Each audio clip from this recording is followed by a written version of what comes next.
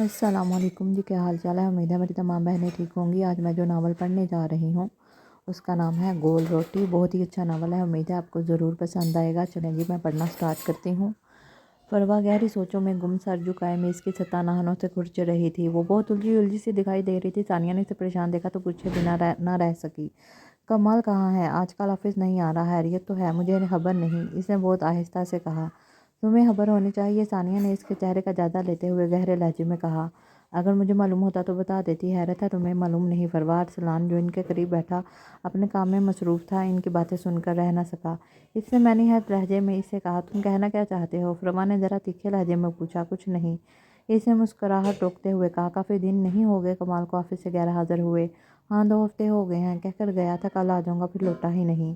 وہ اب ویسے اتنا پریشان ہونے کی کیا ضرورت ہے؟ اس کا نمبر لگاؤ اور معلوم کر لو وہ کہاں ہے، آخر آفس کیوں نہیں آ رہا؟ ارسلان نے اسے مخلصانہ مشورہ دیا۔ ایک بار نہیں کئی بار کال کی لیکن نمبر آف۔ اس نے آنکھوں میں آنسو بھر کر کہا۔ کب سے نمبر آف ہے؟ ثانیہ نے پوچھا۔ 2 ہفتے سے، اس نے آنسو پوچھتے ہوئے کہا۔ ہاں یہ تشویش کی بات ہے، ارسلان نے سنجیدگی سے کہا۔ او گاڈ، تو اب کیا ہوگا؟ ثانیہ نے پوچھا۔ اس کے گھر جا کے ہی معلوم کیا جا سکتا ہے، تو پھر تو ارسلان نے ایک بار پھر مشورہ دیا، لیکن میں تمہیں ہرگز یہ مشورہ نہیں دوں گا کہ فروا تم اس کے گھر جاؤ۔ ثانیہ نے اس مشورہ دیا۔ وہ بہت اداسی، وہ بدگمان ہو گئی تھی اس کی طرف سے۔ ہو سکتا ہے وہ تم سے مذاق کر رہا ہو، ثانیہ نے ایک بار پھر کسی خیال کے تحت کہا۔ اگر مذاق ہے تو ایسا مذاق نہیں کرنا چاہیے اسے، ارسلان نے ایک بار پھر مداخلت کی۔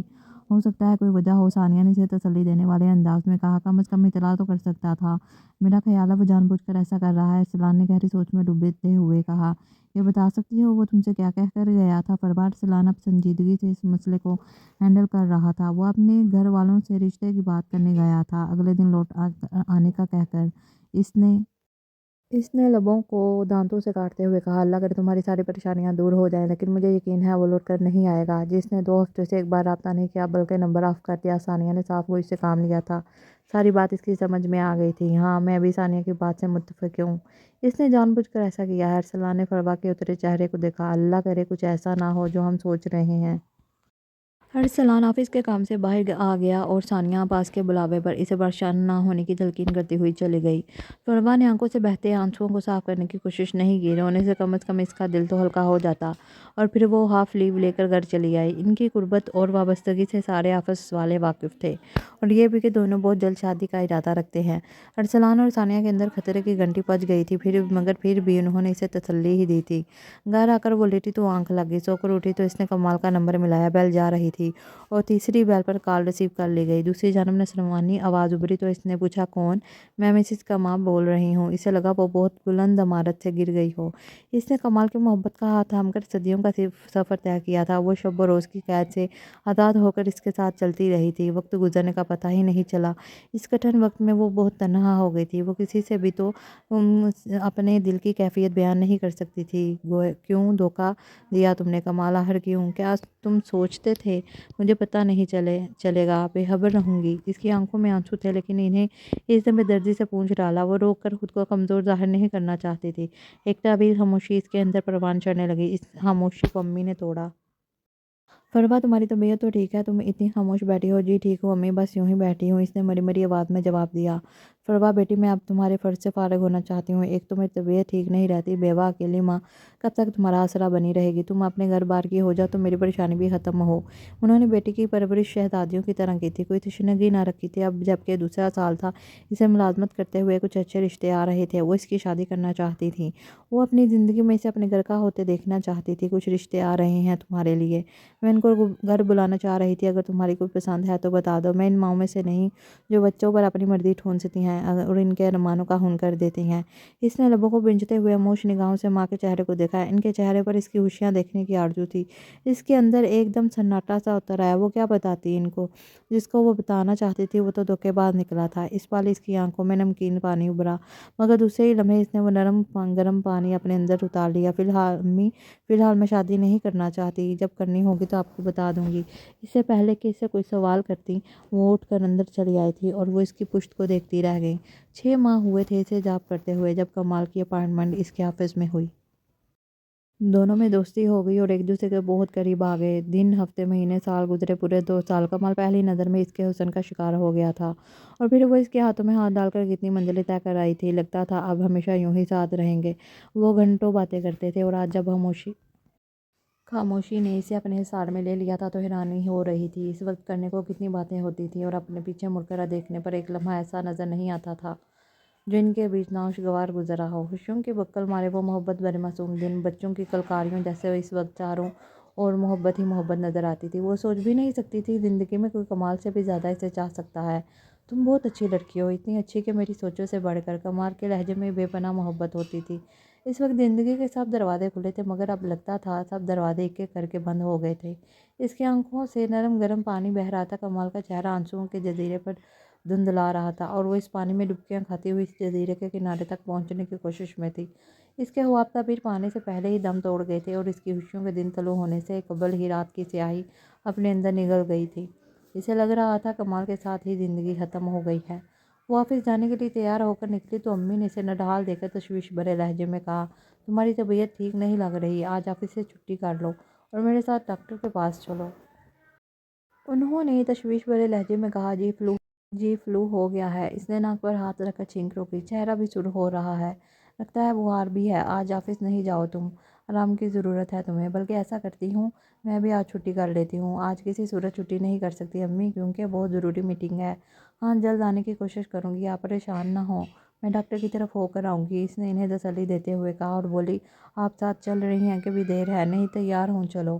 फिर वो दोनों घर से निकली। वो स्कूल वैन के इंतज़ार में स्टॉप पर खड़ी हो गई, जबकि वो अपने रोड की दिन में की वैन में सवार हो गई।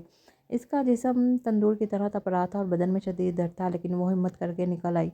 इससे अदियत नहीं सही जा रही थी। वो आज हर हाल में फ़ैसला करना चाहती थी, आर या पार। वो लाहौर से दूर एक कस्बे में रहता था। इसे वहाँ तक पहुँचने में 2 से ढाई घंटे लग गए। जब वो मतलूबा एड्रेस पर पहुँची, इसने कपकपाते हाथों से दरवाजे पर दस्तक दी। एक हसीन तीखे नैन नक्श की लड़की ने दरवाज़ा खोला। आप कौन? बेसाता इसके लबों से फिसल गया। मिसिस कमाल। इसके लबों पर बड़ी प्यारी सी मुस्कुराहट थी, चेहरे पर साया फगन पल गए तो शिंगर होंठ। फरवा को इसे देखकर रकाबत का एहसास हुआ। किससे मिलना है आपको? इसने शायद आगे लहजे में कहा। कमाल से। कमाल से? मगर क्यों? मेरा मतलब है आप इसकी कोलीग हैं या दोस्त? इसकी आवाज़ में एक ललकार थी। दोस्त या कोलीग कुछ भी समझ लो, मगर आप कौन? इसने दोबारा तस्दीक के ख्याल से पूछा। आपको बताया तो है, मिसिस कमाल हूँ। वो खामोशी से इसे देखती रह गई। अब शक की कोई गुंजाइश बाकी नहीं रही थी। कमाल, तैयार हो रहे हैं, आप अंदर आ जाओ। इसने सामने से हटते हुए इसे अंदर आने का रास्ता दिया।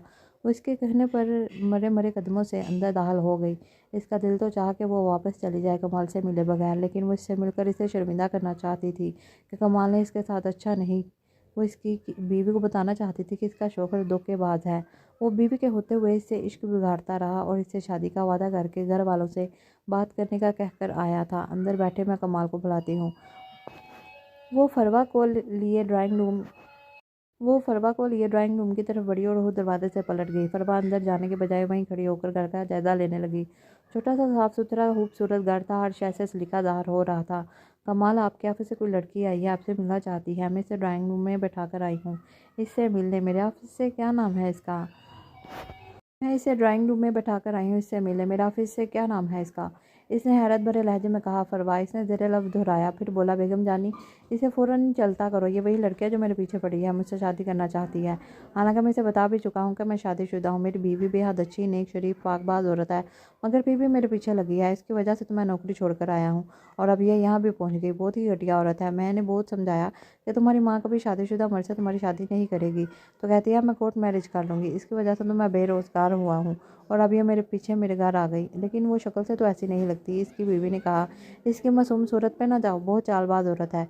इसे बैठाकर क्यों अपने घर में आग लगाना चाहती हो? जाओ, इससे कह दो कि कमाल घर पर नहीं। अगर ना जाए तो धक्के देकर निकाल दो। अपने बारे में इसके ख्यालात जानकर इससे अपने कदमों पर खड़ा रहना मुश्किल हो गया। इसका बस नहीं चल रहा था कि ज़मीन फटे और इसमें समा जाए। कमाल इंतहाई घटिया शख्स निकले।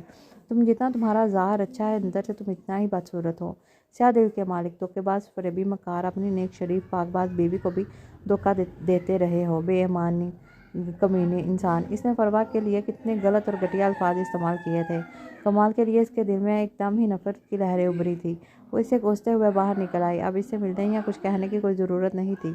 अब इससे मिलकर खुद को मज़ीद जलील करना था। मर्द को समझना इतना ही पेचीदा अमल है जितना गोल रोटी बनाना मुश्किल होता है। गोल रोटी बनाने की कोशिश में कभी कभी सारी ज़िंदगी गुजर जाती है। इस तरह मर्द को समझने में ज़िंदगी बीत जाती है, लेकिन वो समझ में नहीं आता। तो मेरी प्यारी बहनों, ये था मेरा आज का छोटा सा नावल। उम्मीद है आपको ज़रूर पसंद आया होगा। मेरे चैनल को लाइक कीजिए, सब्सक्राइब कीजिए। शुक्रिया।